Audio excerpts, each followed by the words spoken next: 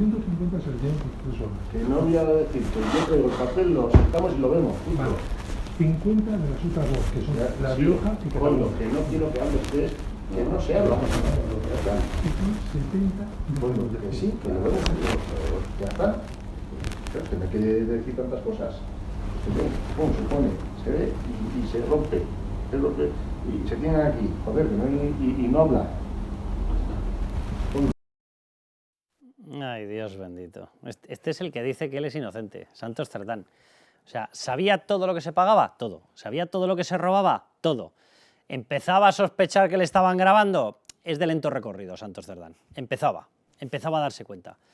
Koldo, sí, el del portero, el portero que venía de un vertedero y de un prostíbulo, decidió grabarle. ¿Por qué? Por la evidencia de lo delictivo.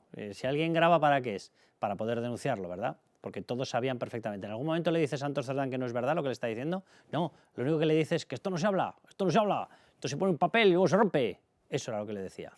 Bueno, pues en esas andamos. Dios bendito. Vamos a hablar del último contrato que ha aparecido. También han negado que él tuviera participación directa en las empresas de Anchón Alonso. ¿Quién es Anchón Alonso? Un amigo de Otegi.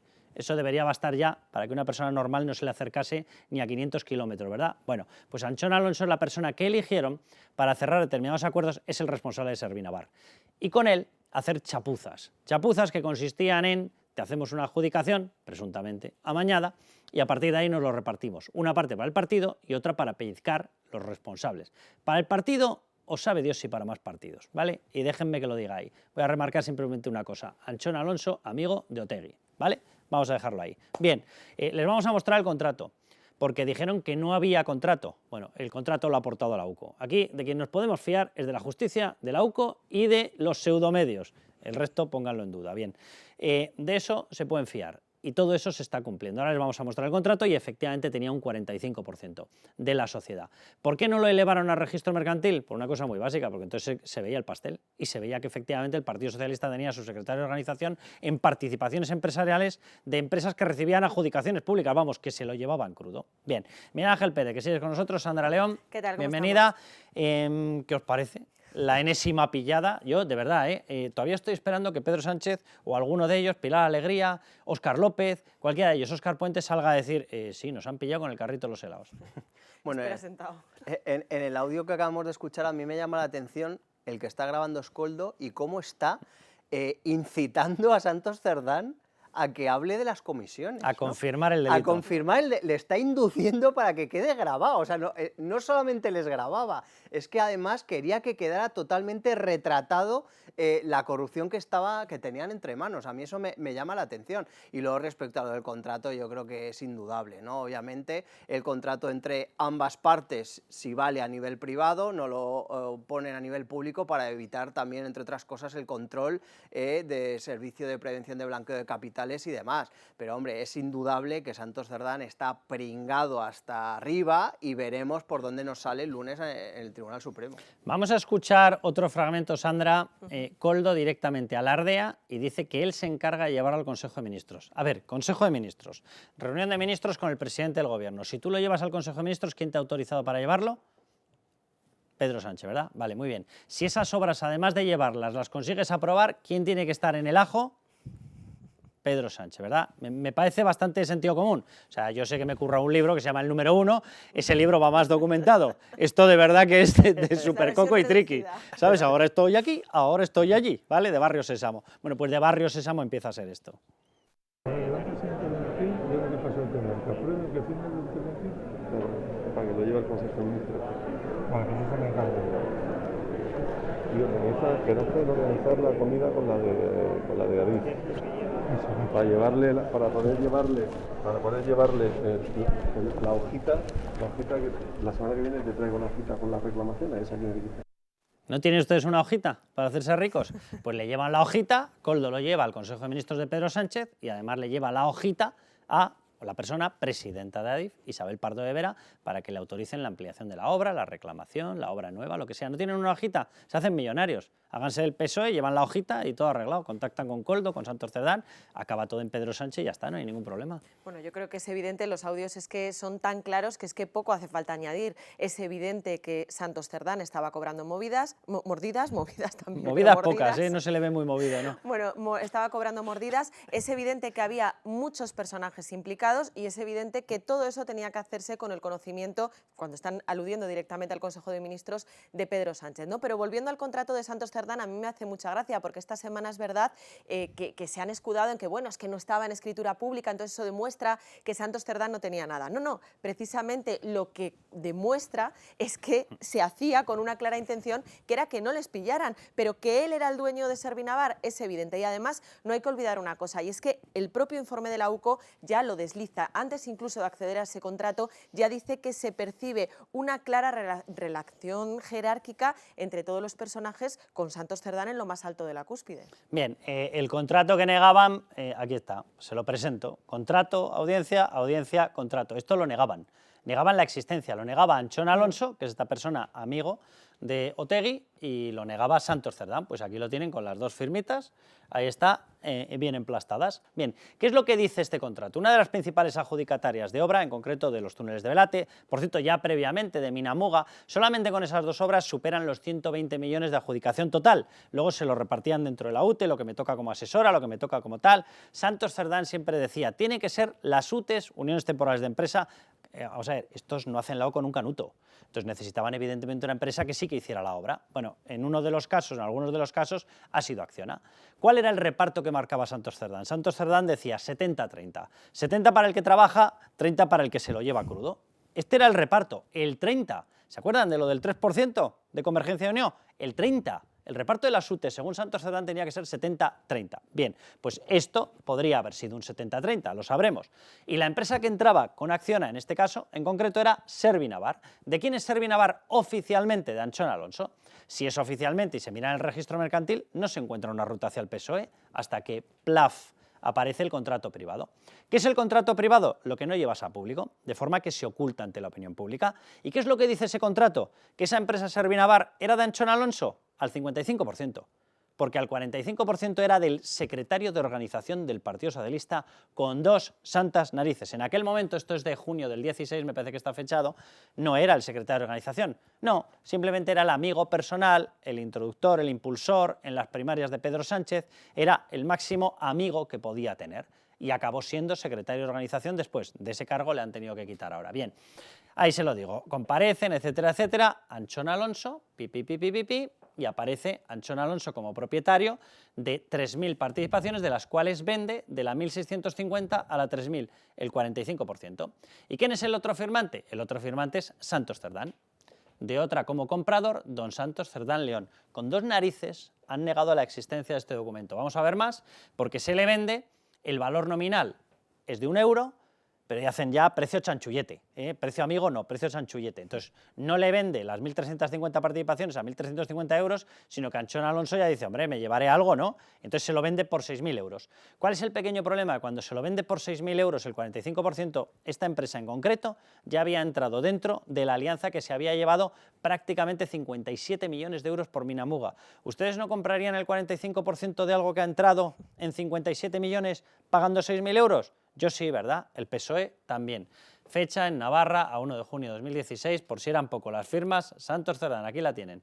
La firma de Anchón Alonso y el sellazo de Servinavar, por si quedaba alguna duda. Los dos han negado la existencia del documento. Por eso es que es ridículo, se mire por donde se mire. Vale que no esté en escritura pública y que a lo mejor eso, pues a nivel de sociedad, le libre de determinadas responsabilidades jurídicas. Pero para lo que nos interesa, que estamos hablando de que lo que hay sobre la mesa es la existencia de un posible delito de organización criminal, no hay nada más evidente que un contrato en el que se demuestra pues cómo unos y otros están interrelacionados. Hay que recordar que toda esta trama empieza con la creación de una cooperativa entre Anchón Alonso y Koldo García, después Anchón Alonso constituye la empresa Servinavar, después se les empieza a adjudicar contratos millonarios y después tenemos esto, un contrato en el que el propio Santos Cerdán se hace con el 45% de la empresa, con lo cual es lo que yo digo, las responsabilidades jurídicas que tenga la sociedad como sociedad Si no está en escritura pública, tiene más, tiene menos, ya lo veremos. Pero de cara a esa organización criminal, este documento es importantísimo. Por cierto, esto fue antes de las adjudicaciones del túnel de Velate.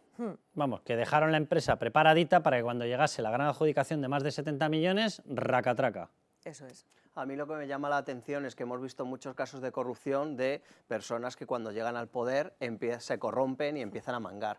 Estos chorizos tenían ya la estructura para robar antes de llegar al poder, ¿no? O sea, ya tenía Santos Cerdán en el 2016, ya tenía preparada la estructura del choriceo para que desde el minuto 1 que estuviera en el poder empezaran a mangar. A mí eso me llama la atención. O sea, son profesionales. Tenía mi madre una expresión que decían: los han destetado con orujo. A estos los han destetado con el Código Penal. Es surrealista. Totalmente. Es surrealista. Carlos García Danero, ¿cómo estás?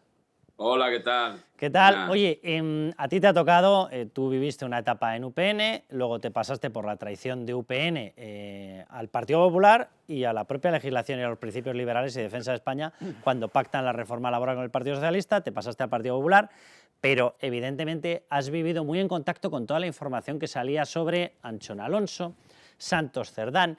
¿Cuál es la relación de estos dos? Porque empieza a llegar una información muy delicada sobre que Anchón Alonso a lo mejor no iba tan por libre, que a lo mejor era una persona que tenía amistades muy interesadas y muy interesantes para Pedro Sánchez. Bueno, yo creo que como se ha visto con el contrato, poco a poco vamos viendo todo, ¿no? Iremos viendo cómo evoluciona la figura de Anchón Alonso, pero la figura que todos conocemos y que es importantísima en el devenir de lo que ha pasado en Navarra y ha pasado en España es Santos Cerdán. Él es el que hace todos los acuerdos con Bildu aquí en Navarra, él es el que hace presidenta a María Chivite y es el que ofrece el acuerdo a Sánchez con Bildu también para poder gobernar España. Si los votos de Bildu no hubiera podido gobernar, por lo tanto, la importancia que tiene en todo el entramado y todo lo que ha pasado después es que es fundamental y por eso nadie se cree que él fuera por libre, ¿no? Ahí yo creo que todos los que están en el ajo están en el ajo. Y el ajo era un ajo PSOE / Bildu. Hombre, es evidente, ¿no? Porque, como digo, el que oferta de alguna forma el acuerdo a Sánchez, bueno, evidentemente con el visto bueno de Sánchez, pero porque es el que al final es presidente del gobierno, pero es el propio Cerdán, ¿no? El que llega a los acuerdos, el que hace lo de Navarra y vuelvo a insistir, es que hay que recordar que los votos de Bildu fueron fundamentales para que Sánchez fuera presidente y son ahora también, pero es que lo fueron en su momento, que parece que a veces se olvida. Vamos, Carlos, vamos a descubrir más cosas de Santos Cerdán, lo digo porque yo tengo la sensación de que en el Partido Socialista de Navarra, que tú lo acabas de explicar, que se convirtió en una pieza importantísima. El Partido Socialista siempre ha tenido una serie de unidades que tenían una función militancia / recaudatoria, vamos a decirlo así, suavemente. Ha tenido otras unidades que para ellos eran básicas porque eran las que les hacían todo el enganche con los polos separatistas para poder gobernar perdiendo unas elecciones. Y claro, Navarra formaba parte de este segundo grupo de una forma muy destacada. Había que conseguir pactar con Bildu. Si tú tienes el poder de esa interlocución, que lo tenía Santos Cerdán, te convierte en una persona todopoderosa. Y ya hemos visto que la afición delincuencial estaba entre sus hobbies. ¿Vamos a descubrir más cosas de Santos Cerdán, Carlos? Pues iremos viendo, pero es evidente, y lo has dicho tú, la importancia es que es bestial, porque él hace una apuesta clara de no seguir gobernando, pactando como quieras con UPN-PP en el momento, y él es el que es el máximo impulsor de la apuesta por el otro lado, es decir, por unirse a Bildu, porque es la única forma que le daba los votos, para dejarnos a todos los demás fuera, y a partir de ahí pues yo creo que lo que mandaba es que hay una imagen que yo creo que es fundamental, que es la presidenta del Gobierno de Navarra, Chivite, cuadrándose cuando entra Santos Cerdán en el Parlamento, en un pasillo del Parlamento. Esa imagen, que es una foto que existe, eso es clave. Quiero decir, ¿por qué esa era la situación? Ella se cuadra, la presidenta del Gobierno de Navarra se cuadra cuando Santos Cerdán entra en una sala. Vamos, que el jefe que eso lo dice todo. El jefe era Santos Cerdán. Por cierto, pero totalmente. Elma Saiz, una persona que se tuvo que sacar de allí porque se le regaló el Ayuntamiento de Pamplona a los bilduetarras y a cambio se le ha regalado un ministerio, así, una cosica poco técnica, el de Seguridad Social, el que controla todas las pensiones. ¿Esta persona también se cuadraba ante la entrada de Santos Cerdán? Bueno, todos. De hecho, para hacer la moción de censura en Pamplona, lo que hace Santos es como Elma había dicho muchas veces que ella no iba a votar a Sirón, de alcalde, etcétera, etcétera, etcétera, pues yo creo Dijo, bueno, para que no tengas que pasar ese trago y para tener otra persona colocada en el Consejo de Ministros, la hago ministra, la hace Sánchez, pero porque se lo pide Santos Cerdán, porque Sánchez, lógicamente, a El Masai la conocería, pues eso, de vista, ¿no? La coloca ahí y bueno, El Masai es la que firma en su momento que el famoso funcionario alargarle su vida laboral, ¿no? Que luego es fundamental en la adjudicación, o sea, todo está entrelazado. Luego están los tribunales pero solo si tú lees todo objetivamente es para que todos se fueran a casa, eso es evidente. Explica ese Sí. detalle, Carlos, lo de la prolongación de la vida del empleado Bueno, público que era necesario para el chanchullo. El presidente de los que hacen la adjudicación, de la mesa de contratación, es un funcionario que tenía que estar jubilado, que se mete una enmienda en los presupuestos, en la ley de presupuestos, para permitir que se pueda alargar la vida de algún funcionario de la vida laboral. Eso solo se hacía con los médicos por razones obvias y previa justificación. Y sin embargo a que es un ingeniero, también se le hace y de hecho él es decisivo a la hora de votar y de todo en la adjudicación, porque al principio... ¿Hablamos de la de los túneles de Belate? De túneles de Belate, sí. Incluso esta persona... O sea, en un momento dado hay técnicos de esa adjudicación que dicen que esta UTE tendría que ser rechazada. Y, sin embargo, el presidente hace gestiones para conseguir que no sea rechazada, pide un informe a Transportes, pero es que luego además su voto es decisivo. Y el presidente, presidente es el que es prolongado por El Masai. Bueno, es la que firma así en su momento. Por lo tanto, yo no sé jurídicamente cómo acabarán todos, para eso están los tribunales, pero es evidente que, vuelvo a insistir, con datos objetivos, hombre, yo creo que es para que se fueran todos a casa. Eso Carlos, los tribunales están para contarlo, la oposición está para dar información, como acabas de hacer tú, y los medios estamos para distribuirla. Así que esta cadena ha funcionado. Pues sí, no, hombre, pero quiero decir, hay mucho... A ver, no es evidentemente lo que he dicho yo, cosas que son conocidas, ¿no? Porque al final no estamos aquí, pero todo lo que ha rodeado esa adjudicación, pues hombre, es que hubo a uno de los funcionarios que puso pegas al tema, se le trasladó una nave ahí a vegetar, etcétera. Es que ha habido muchas cosas que ahora, que se han ido diciendo, pero que tampoco se habían hilado, pero que ahora todas hiladas, pues lógicamente... canta mucho, y ya lo definitivo es lógicamente la participación del 45% de Santos Cerdán en la empresa adjudicataria. Es que eso ya, claro, pues ya pone todo negro sobre blanco, ¿no? Carlos, un placer. Muchas gracias, como siempre. Muchas gracias a ti. Bueno, pues acabamos de descubrir que no es que cantasen, es que había un coro entero. Y el coro Cerdán, por lo visto, se ha multiplicado y se ha distribuido por distintos cargos. Bueno, hay que decir que después de lo que nos ha dicho hay mucho que rascar todavía en esa adjudicación de los túneles de Belate, pero es evidente que ahí está todas las denuncias que se habían ido poniendo sobre la mesa y esa denuncia que también hizo la Cámara de Comptos, que es como el Tribunal de Cuentas, en la que se ve claramente que toda la adjudicación de principio a fin es sospechosa y está plagada de irregularidades. Con lo cual, pues bueno, pues lo que él dice, ¿no? Que es verdad que es muy significativo. Sandra, denunciadas, pisoteado el informe que los denunciaba, y readmitidas por decisión oficial del gobierno de María Chivite, socialista. Persona, por cierto, de confianza máxima de Pedro Sánchez. Y por eso yo llevo insistiendo desde el principio, desde que empezó a salir toda esta trama navarra, que María Chivite, mucho ojo, porque es que tiene que ser la siguiente en caer. Que sus lágrimas no eran ajenas, ¿no? Hombre, es que eran ¿por qué propias. lloraba? ¿Cómo me duele? Ya te digo yo.